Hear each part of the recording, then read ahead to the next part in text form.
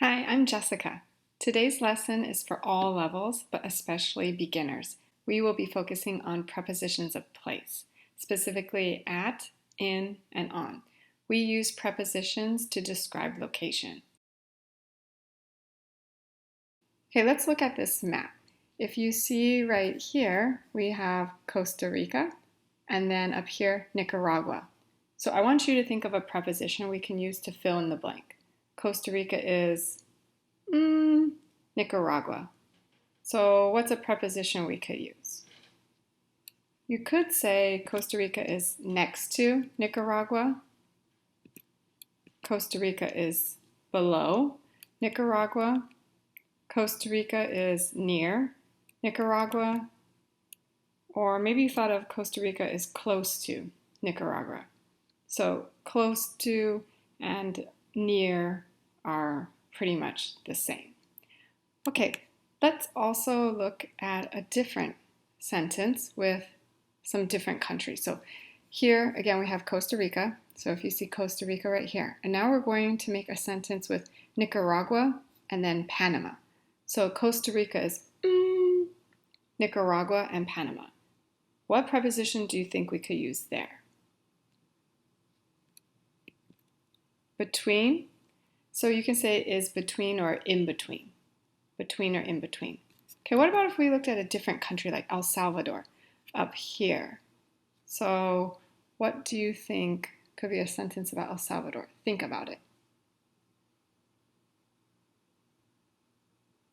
So there are many different possible answers. Maybe you said El Salvador is under Guatemala, is next to Honduras and Guatemala.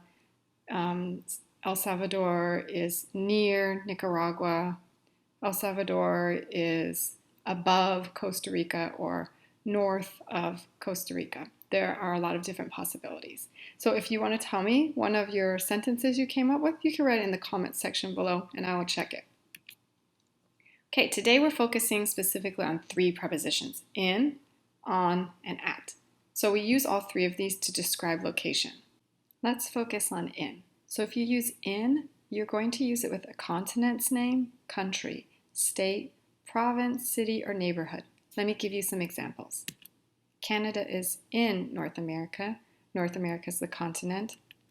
California is in the United States. Walnut is in California. My classmate lives in Roland Heights. Roland Heights is the name of a city. My favorite tea shop is located in Chinatown. Chinatown here would be an example of a neighborhood. For on, you're going to use with a street, avenue, road, boulevard, etc. without a specific address. So it's only if you're going to use it with street, not with the number. Or you could use it with a floor of a building or a surface. For example, I live on Winter Avenue. So if you see here, there's no number with it, so it's not a specific address. So you just have the street name or the avenue name. So I live on Winter Avenue. Not I live on 250 Winter Avenue. So again, not with a specific address with the number, just the street name or avenue name, boulevard name, etc. Our class is on the first floor of building 66. So if you're talking about the floor of a building on the first floor, on the 7th floor, on the 20th floor. There are a lot of books on the table. This would be an example of surface. The last one we're going to look at would be at. You will use at with a specific address or specific location. For example, I live at 250 Winter Avenue. So if you see here, it's a specific address with the number. So if you use the number and the street name, it's a specific address. The library is located at 21800 Copley Drive. Not the library is located on 21800 Copley Drive. So don't use on if you have a specific address with the number. He works at the hospital, but he's at the store now. So if you see here, I combined two examples with at. He works at the hospital. That would be a specific place or location. He is at the store now, at the store, specific location. Some common phrases we're going to use with at would be at home, at school. You don't want to say at the home, at the school. You just say, I am at school right now. I am hanging out and relaxing at home right now. So at home, at school. When you think of prepositions of place, you can think of going from general to more specific. So from general and bigger to more specific, smaller. So for in, it will start off being more general. You're focusing on continents, countries, states, cities, neighborhoods, and enclosed spaces. Enclosed spaces would be like in the car. When you're in the car, you're enclosed. It's like you, not necessarily that you're in jail, but we would also use in for in jail because it is enclosed, like you can't get out. It's a closed space. So enclosed space, like in the car, we close all the doors, you're inside of it, you're enclosed. So we would say in the car. Those are all for in, for more general. If you go a little bit more specific, then we're focusing on. We're going to use on for street names, avenues, roads, boulevards, also floors of buildings. In addition, we use it for means of transport. So different forms of transportation, like the train, the bus, you can use on. I'm on the train. I'm getting on the bus. I am on a ship. I'm on a boat. Surfaces, so surfaces like on the table, on the floor. We can also use it for communications. So I heard something interesting on the radio. I'm watching the news on TV. At would be very specific. So when we use at, it will be for addresses and specific locations. So remember, addresses with the number. If you just have the street name, then you will use on. So at with addresses and then specific locations. Okay, I'm going to give you some examples of going from general to a little bit more specific to very specific. So let's talk about my best friend. So I could say my best friend lives in Los Angeles. Do you know where in Los Angeles she lives? Okay, well, if you read the other sentences, then you might. But just from that sentence alone, if we say my best friend lives in Los Angeles is really big. You don't know where in LA she lives. You just know, okay, she's somewhere in the city.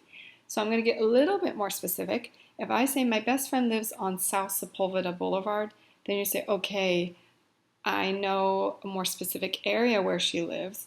I can find her a little easier, but I still don't know where. That's a long street. If I get very specific, then I can use at and say, my best friend lives at 2901 South Sepulveda Boulevard, number 103. So then you know, oh, exactly where to find her if you needed to. So again, if you see in, it's general, on a little bit more specific, and at very specific. Okay, let's practice.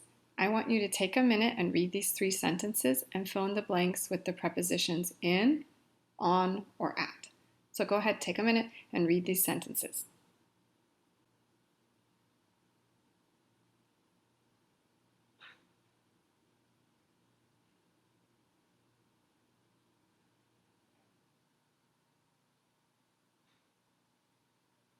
Okay, let's go over the answers. If you need more time, please pause the video, and when you're ready, hit play.